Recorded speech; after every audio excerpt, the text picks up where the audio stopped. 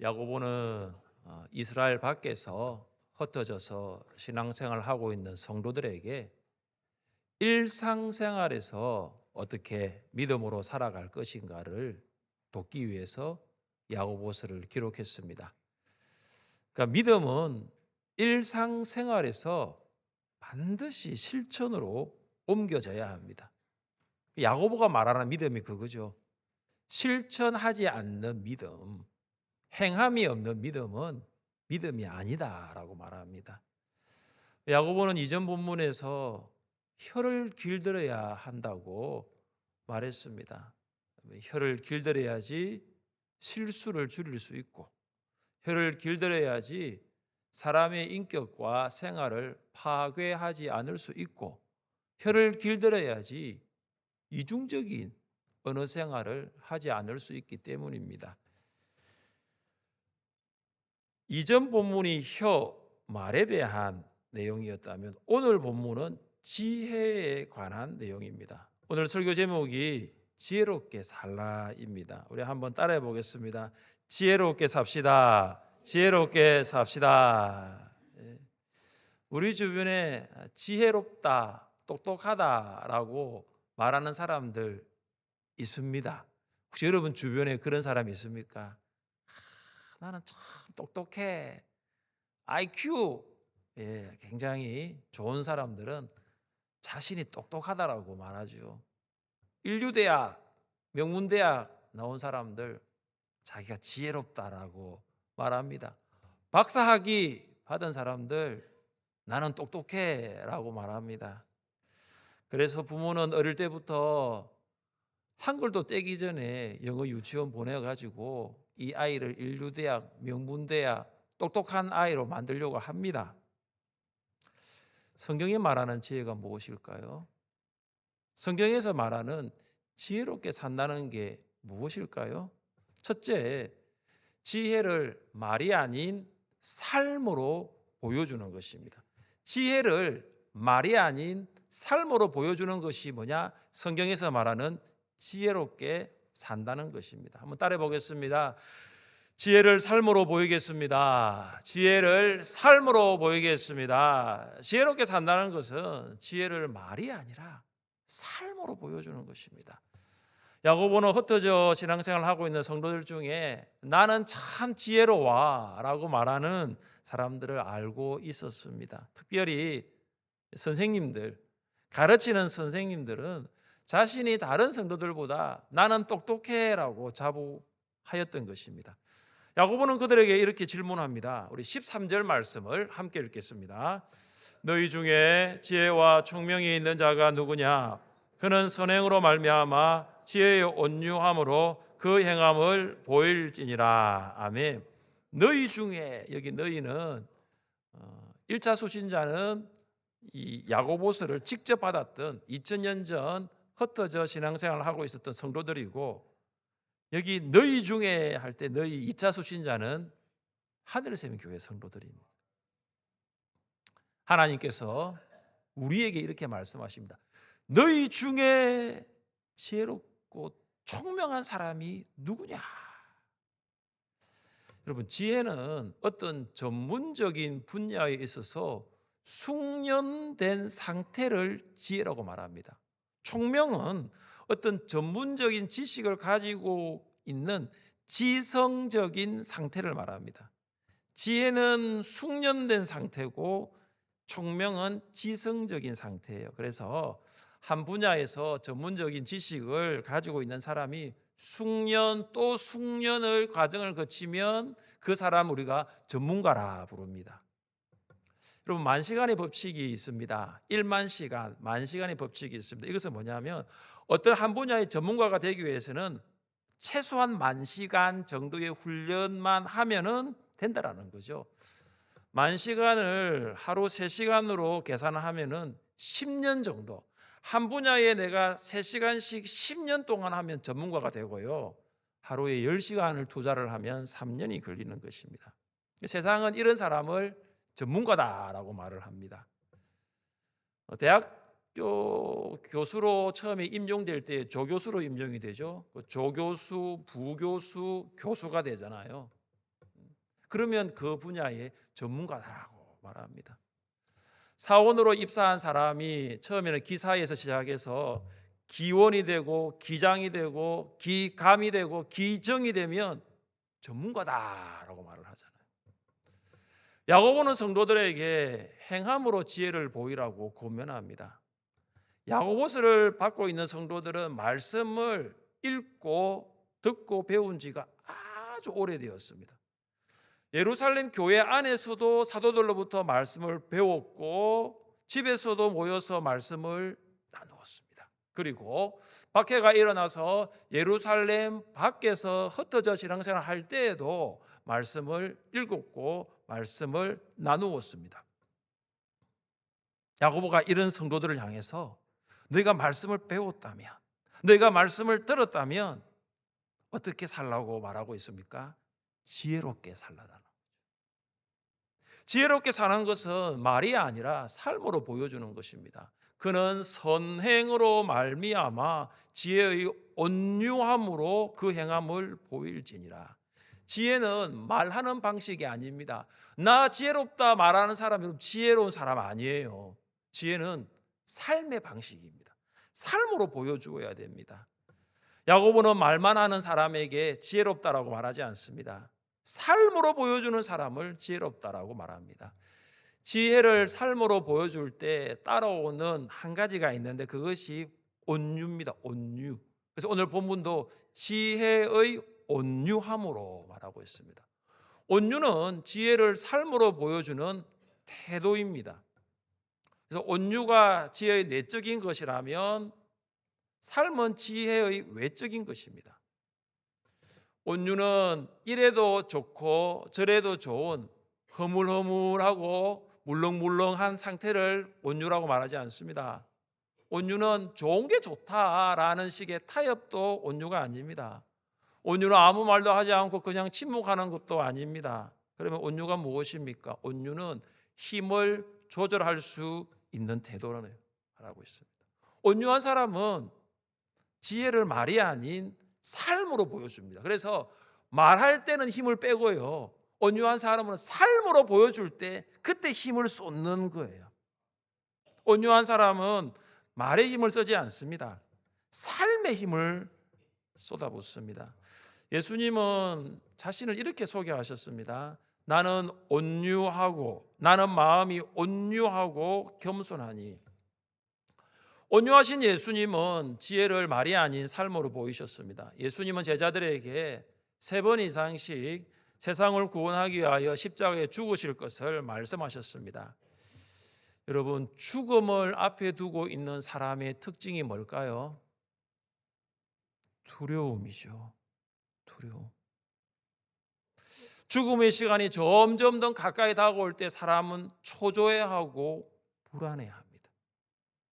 죽음 앞에 죽고 싶지 않다라고 애원하고 매달리고 그렇게 이야기합니다. 예수님 겟세마네 동산에서 고난의 잔이 할 수만 있으면 지나가기를 하나님께 기도하셨습니다. 잠시 후 유대 종교 지도자들이 파송한 무리가 가룟 유다와 함께 겟세마네에 왔습니다. 그때 베드로가 칼을 뽑았고 예수님은 베드로에게 그 칼을 칼집에 넣으라고 말씀하십니다. 그때 예수님은 베드로에게 이렇게 말씀하십니다. 너는 내가 아버지께 구하여 지금 12군단 더 되는 천사를 보내시게 할 수 없는 줄로 아느냐. 예수님은 그를 잡으러 온 많은 무리들을 향해서 7만 2천 명의 천사를 동원하실 수 있는 능력이 있습니다. 그러나 예수님은 그렇게 하지 않으셨어요. 삶으로 지혜를 보여주십니다. 사랑하는 성도 여러분, 지혜를 말이 아닌 삶으로 보여주시기를 바랍니다. 우리 주변에 똑똑한 사람 참 많습니다. 똑똑하다라고 스스로 말을 하고요. 자기가 똑똑하다라고 인정받고 싶은 사람 많습니다. 그러나 여러분, 이런 사람은 적습니다. 지혜를 삶으로 보여주는 사람. 저는 하늘샘의 성도들이 지혜를 말이 아닌 삶으로 보여줄 수 있기를 바랍니다. 그렇게 하기 위해서는 내가 말하고 싶다고 하여서 하고 싶은 말을 모두 다 하면 그는 지혜의 온유가 아니에요. 오늘부터 이렇게 적용해 보십시오. 말은 되도록이면 적게 하고 삶은 되도록이면 많이 보여주는 거예요. 우리가 지금 삶으로 보여줄 지혜가 한 가지가 있습니다. 우리가 정말로 이제는 말이 아니라 진짜 삶으로 보여줄 지혜가 한 가지가 있는데 그것이 바로 기도입니다. 기도는 말이 아니에요. 기도하자, 기도하자, 기도합시다, 기도합시다 이게 아닙니다. 여러분 기도는 말이 아니에요. 지금은 기도를 말할 때가 아니에요. 지금은 기도할 때라는 것입니다. 지금은 기도에 대해서 전문적인 지식을 가지고 있고 기도는 이렇게 하는구나 이것이 아니고 야고보와 같이 기도의 무릎으로 나아갈 때입니다. 내일부터 고난주간 특별 새벽 기도회가 있습니다. 우리 주님은 기도를 우리에게 직접 보여주십니다. 기도는 이런 것이다. 겟세마네 동산에서 예수님이 어떻게 기도하신 줄 아십니까? 얼굴을 땅에 대고 엎드려 기도했습니다. 얼굴을 땅에 대고 엎드려 기도하셨어요. 기도가 뭔지를 보여주셨어요. 그냥 이렇게 기도한 정도가 아니었습니다. 얼굴을 땅에 대고 엎드려서 기도하신 거죠. 여러분 기도를 말하지 마십시오. 우리가 지금 보여줘야 할 지혜가 뭐냐? 기도하는 거예요. 기도할 때 지혜를 주시고 기도할 때 주의 뜻대로 살게 하시는 줄 믿습니다. 기도할 때 상한 마음 고치시고 기도할 때에 우리의 상처를 치유하시는 줄 믿습니다. 여러분 기도는 말이 아닙니다. 기도는 삶이에요. 지혜로운 성도, 지혜의 온유함으로 살아가기를 원하는 성도는 기도를 말하지 않습니다. 기도의 자리에서 엎드려서 주님처럼 간절하게 기도하는 그것이 바로 지혜로 살아가는 것인 줄 믿습니다. 이제는 더 이상 말이 아니라 삶으로 지혜를 보여줄 수 있기를 주님의 이름으로 축복합니다. 둘째, 지혜롭게 산다는 것은 무엇일까요? 세상의 지혜대로 살지 않는 것입니다. 한번 따라해 보겠습니다. 세상의 지혜로 살지 않겠습니다. 세상의 지혜로 살지 않겠습니다. 자, 14절 말씀입니다. 그러나 너희 마음속에 독한 시기와 다툼이 있으면 자랑하지 말라. 진리를 거슬러 거짓말하지 말라. 야고보는 세상의 지혜를 말하면서 두 가지 단어를 쓰는데요. 그것은 시기와 다툼입니다. 시기는 무엇입니까? 내가 뛰어나다라는 거죠. 자기보다 뛰어난 사람에 대해서 가지는 나쁜 감정. 그것이 시기예요. 근데 그 감정이 어떻습니까? 조절이 안 되는 거예요. 격분하는 거예요. 언제 시기가 생기느냐? 나를 다른 사람과 비교할 때. 아는 것을 다른 사람과 비교하고 그리고 가진 것을 다른 사람과 비교하고 다른 사람과 비교하기 시작하면 상대방이 미워집니다. 비교를 통해서 시기라는 감정이 생깁니다. 여러분, 이 야고보가 이 시기라는 감정이 얼마나 나쁜지를 설명하기 위해서 시기라는 단어 앞에 뭔가 하나 더 따라오는 게 있어요. 뭐죠? 독한 시기. 시기가요, 참 독해요. 독한 시기라고 했습니다. 또한 다툼은 이기적인 경쟁심 때문에 편을 가르고 싸우려고 하는 마음의 욕구, 이것이 다툼입니다. 시기는 비교에서 시작이 되고요. 다툼은 이기적인 경쟁심에서 시작됩니다. 여러분, 다툼이 있기 전에는 한 팀이었거든요. 다툼이 있기 전에는 한 편이었어요. 완전 한 팀이었는데 다툼이 생기면 어떻습니까? 내 편, 네 편으로 나누어지기 시작합니다. 여러분, 편 만들어 싸우는데 필요한 사람은 한 사람이면 족합니다. 이 한 사람이 조직에 대한 불만을 가지고 이 한 사람이 리더에 대한 경쟁심만 생기면요, 그 사람은 다른 사람들에게 너 나하고 한 편 먹자라고 합니다. 너 내 편으로 들어오라라고 합니다. 그러면 한 팀 안에 편이 없었거든요. 그런데 한 팀 안에, 한 조직 안에 내 편, 네 편으로 편이 나누어지게 되는 것입니다. 저 사람은 우리 편 아니야, 이렇게 되는 거예요. 시기와 다툼은 두 가지의 다른 성격이 아니라 한 가지의 같은 성격이에요. 무슨 말입니까? 다른 사람에 대해서 나쁜 감정이 생기면 격분하게 되고, 그러면 편이 나누어지게 되고 싸우는 거예요. 자, 이런 시기와 다툼이 어디에 있습니까? 오늘 본문을 잘 보시면 이런 시기와 다툼이 너희 어디에 있죠? 마음속에 있다. 너희 마음속에 있다라고 말합니다. 이게 마음속에 있습니다. 야고보서를 읽는 성도들뿐만 아니라 우리의 마음에도 있어요. 우리의 마음에 이 시기와 다툼이 있습니다. 왜냐하면 죄인이기 때문이에요. 죄인의 특징이 무엇입니까? 자기보다 뛰어난 사람에 대해서 좋은 감정 가지지 않습니다. 경쟁심이 생기고 파당을 만들어서 싸우려고 합니다. 그래서 사도 바울이 시기와 다툼을 육체의 일이라고 정의해야 합니다. 그러면서 이렇게 고면합니다. 우리 같이 한번 읽어보겠습니다. 그리스도 예수의 사람들은 육체와 함께 그 정욕과 탐심을 십자가에 못 박았느니라. 예수 그리스도를 믿는 성도는 시기와 다툼, 이 육체의 일을 어디에 못 박았다고요? 십자가에 못 박았다는 거예요. 육체의 일은 이미 죽었습니다. 여러분, 시기와 다툼이라는 이 감정이 외부로 표출되면서 나타나는 것이 두 가지가 있습니다. 제가 말씀드렸죠. 시기와 다툼은 마음속에 있는데 이 시기와 다툼이 외부로 표출되면 나타나는 것이 두 가지가 있어요. 자랑과 거짓말입니다. 14절에 보시면 자랑하지 말라 나오잖아요. 거짓말하지 말라 나오잖아요. 자랑과 거짓말이 있어요. 시기는 자기보다 뛰어난 타인에 대해 생기는 나쁜 감정이니 시기하는 사람의 행동을 잘 보시면 자랑입니다. 시기가 많은 사람은 자신을 타인보다 더 우월하게 보이려고 자랑합니다. 그런데 이 자랑이 팩트, 사실에 기초한 것이 아니라 거짓말이라는 거예요. 거짓말을 만들어내는 거예요. 시기와 다툼이 마음속에 있는 사람은 없던 말 잘 만들어냅니다. 작은 것도 부풀려 말합니다. 상대방을 궁지로 몰아가기 위하여 거짓말이라는 거짓말은 총동원합니다. 시기와 다툼은 세상 지혜입니다. 시기와 다툼은 말씀과 성령으로 변화된 성도가 소유할 수 있는 성격의 지혜가 아니에요. 이것은 예수 그리스도를 믿음으로 거듭난 성도가 가질 수 있는 지혜가 아니에요. 여러분, 시기와 다툼은 성도가 가져서는 안 되는 지혜예요.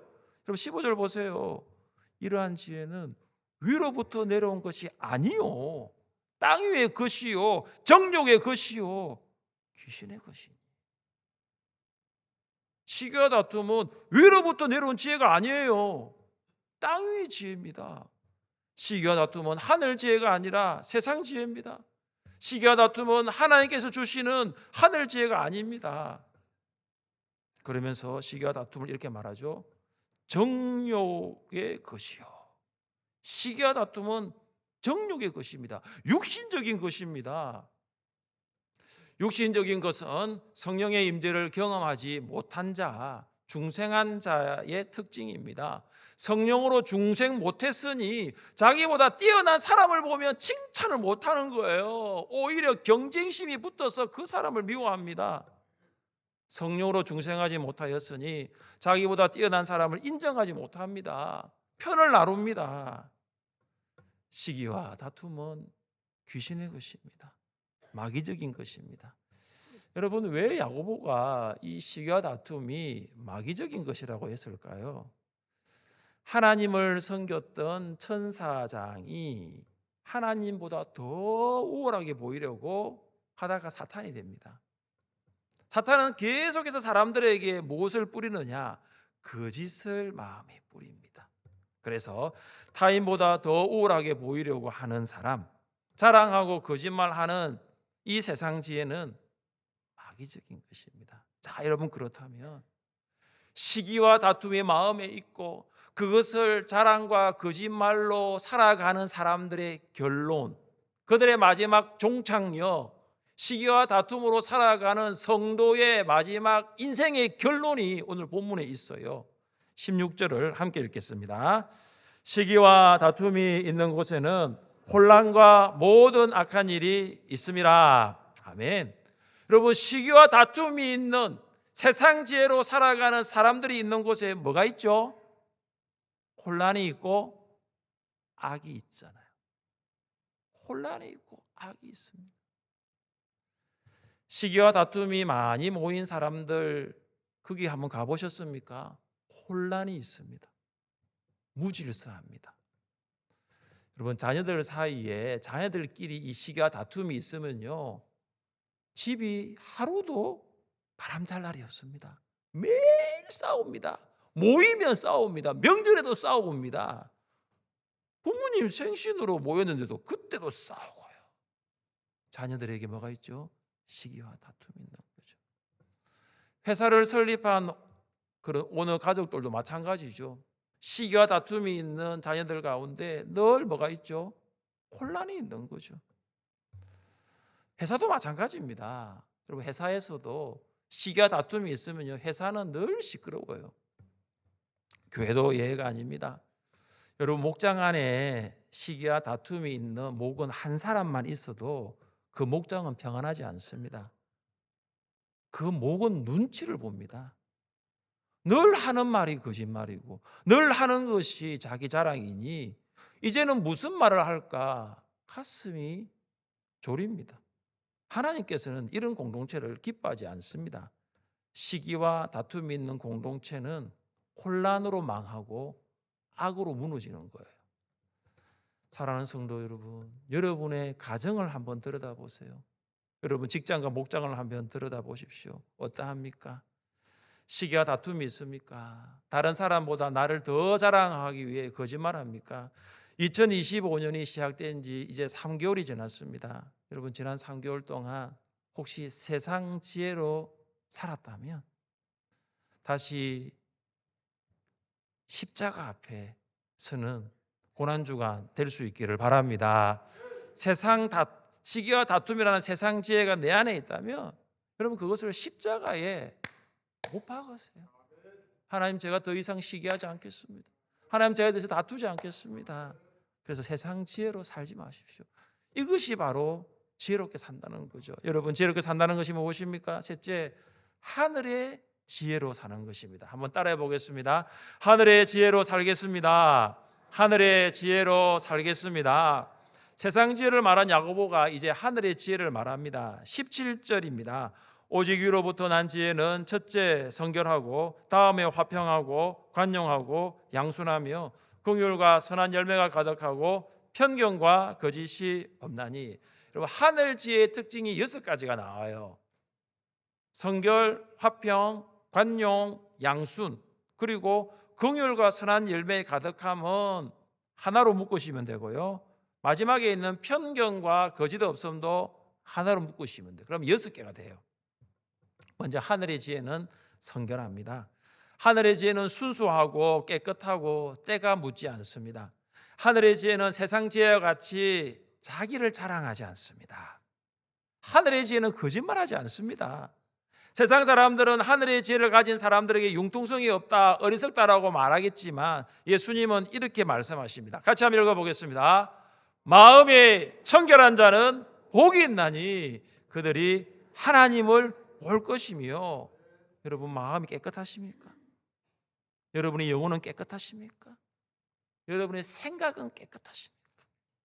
여러분의 말은 깨끗하십니까? 여러분의 행동은 깨끗하십니까? 그렇다면 여러분은 하늘의 지혜를 가졌으니 그 지혜로 사시면 됩니다. 하늘의 지혜는 화평입니다. 화평은 세상의 지혜인 시기와 다툼과는 반대되는 지혜입니다. 여러분, 시기와 다툼이 있는 곳에는 사람들이 떠나갑니다. 사람들이 떠나가요. 사람들이 모이지 않습니다. 그럼 화평이 있는 곳에는 사람이 모입니다. 관계가 유지되는 것입니다. 본질상 우리는 죄인으로 사람들과의 관계를 잘 만들어가지 못했습니다. 그러나 예수님께서 십자가의 죽으심으로 하나님과 화평하게 하셨으니 이제 우리는 화평을 만들어가는 사람이 된 것입니다. 그래서 사도 바울이 예수님을 통해서 하나님과 화평된 우리에게 이렇게 권면합니다. 할 수 있거든 너희로서는 모든 사람과 더불어 화목하라. 여러분, 배우자와 자녀, 목원들, VIP와의 관계가 화평입니까? 그렇다면 하늘의 지혜를 가졌으니 그 지혜로 사십시오. 그러나 만약 배우자와 자녀들 사이에 관계의 균열이 생기고 금이 가고 목원들 사이에 먹구름이 관계의 먹구름이 끼고 VIP들 사이에 뭔가 만나면 서먹서먹하기 함이 있으면 세상 지혜를 버리시기 바랍니다. 하늘의 지혜로 사십시오. 하늘의 지혜는 관용입니다. 관용은 친절과 배려입니다. 시기와 다툼이 이기적인 경쟁심에서 나왔다면 관용은 이타적인 배려심에서 나옵니다. 세상은 날이 갈수록 악해져 갑니다. 세상은 경쟁 사회로 변해가고 있습니다. 다른 사람을 향한 관용, 배려, 친절 점점 더 사라져가고 있습니다. 그러나 소망이 있는 것은 성도들이 있기 때문이에요. 예수님 믿는 성도들이 있기 때문에 예수 믿는 성도들은 이기적인 경쟁심에서 이타적인 배려심으로 세상을 향해 관용과 친절과 배려를 베풀고 있습니다. 하늘의 지혜는 양순입니다. 여러분, 양순이라는 말의 의미가 참 재미있어요. 뭐냐면 가르침을 받을 준비가 되어 있다라는 것입니다. 그래서 양순한 사람은 하나님의 말씀을 순종합니다. 여러분, 양순의 반대말이 있습니다. 완고입니다. 완고한 사람은 하나님 말씀을 불순종합니다. 여러분 중에 양순한 사람이 있을 수 있고 완고한 사람이 있을 수 있어요. 무엇으로 알 수 있습니까? 가르침을 받을 준비가 되어 있느냐 없느냐, 하나님 말씀을 순종할 준비가 되어 있느냐 없느냐에 따라서 양순한 사람이 될 수도 있고 완고한 사람이 될 수도 있습니다. 또한 하늘의 지혜는 긍휼과 선한 열매가 가득한 것입니다. 긍휼과 선한 열매는 이 상관관계가 있습니다. 긍휼은 타인의 상태를 공감하고 불쌍히 여기는 마음입니다. 가난하고 어려운 사람을 만나면 지나칠 수 없고 그들에게 가까이 다가가는 마음이 바로 긍휼의 마음이죠. 그리고 이 긍휼이 행동으로 나타나는데 이 행동이 바로 선한 열매입니다. 올해 우리 교회의 표어가 무엇입니까? 사랑을 표현하는 교회입니다. 여러분, 사랑을 표현하는 교회가 되기 위해서 우리가 가져야 할 하늘의 지혜는 뭐냐? 긍휼이에요. 긍휼. 긍휼한 마음을 가질 때 사랑을 표현할 수 있는 것입니다. 마지막으로 하늘의 지혜는 편견과 거짓이 없는 것입니다. 여러분, 이 편견과 거짓이 없는 것도 상관관계가 있어요. 편견이 없다는 것은 흔들림이 없다는 거죠. 한결같다, 일편단심이다 입니다. 거짓이 없으면 가식이 없고 진실한 것입니다. 세상 지혜를 가진 성도는 어느 쪽이든 치우치게 되어 있어요. 한결같지 않습니다. 오래가지 않습니다. 그러나 하늘 지혜를 가진 성도는 일편단심 교회를 사랑하고 하나님을 사랑하고 복음을 위해 헌신하는 줄 믿습니다. 우리 자유 계신 분과 이렇게 한번 이야기해 볼까요? 일편단심 교회를 사랑합시다. 이게 뭐냐? 편견과 거짓이 없는 것입니다. 자, 여러분 잘 보십시오. 제가 6가지를 말씀드렸거든요.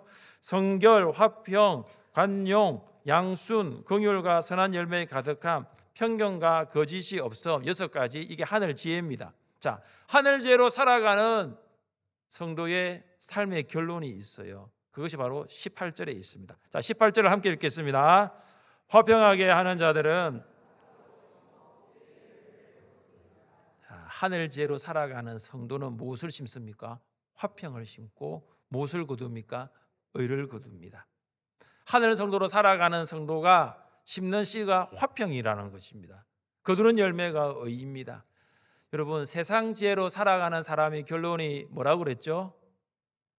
혼란, 악이에요.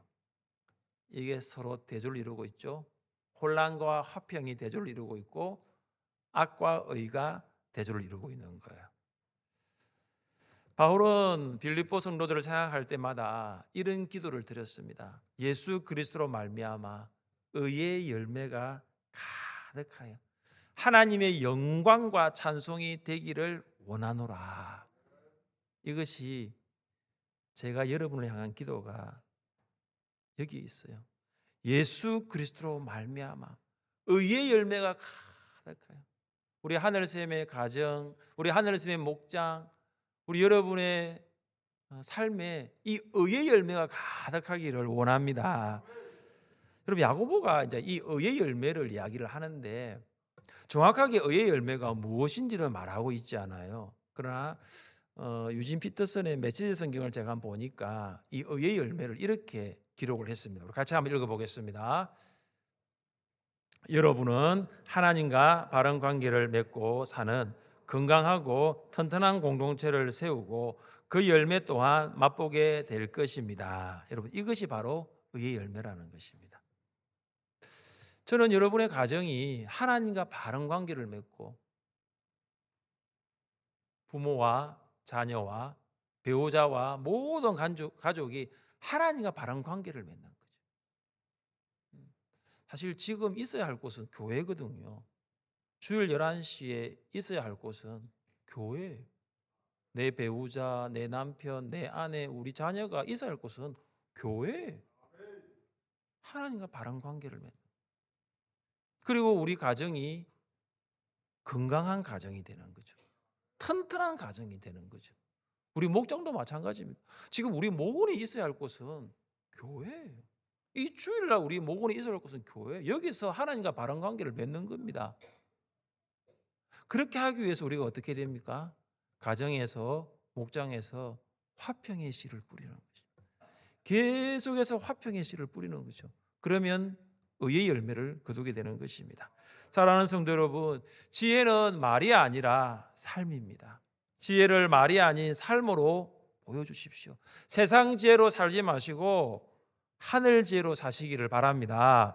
여러분 독한 시기, 다툼이 우리 마음에 있으면 그거 십자가에 못 박으세요.